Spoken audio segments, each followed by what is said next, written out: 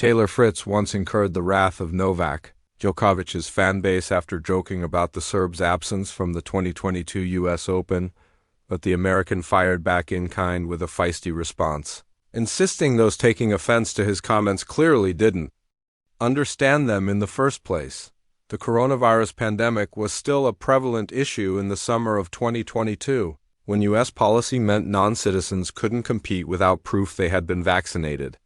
That prohibited Djokovic from taking part in the competition, which most men's players would agree boosts their own chances of winning. Fritz, 27, made light of that very subject while gearing up for the fourth and final major of the year.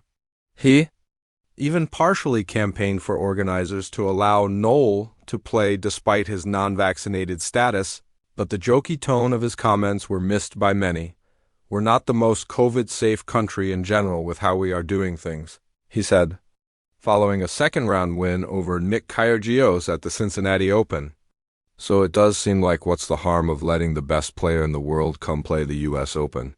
But at the same time, I don't know how I feel about making exceptions just for one person just because of who they are. So I see both sides of the argument.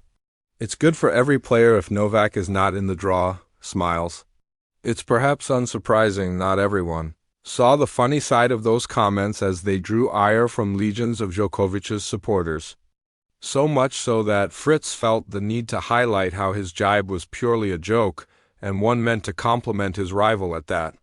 "Nothing new, just me getting ripped for making a joke about Novak being better than everyone," he wrote on X. The issue with press transcripts is it's just raw text and it's not clear the manner in how things are said.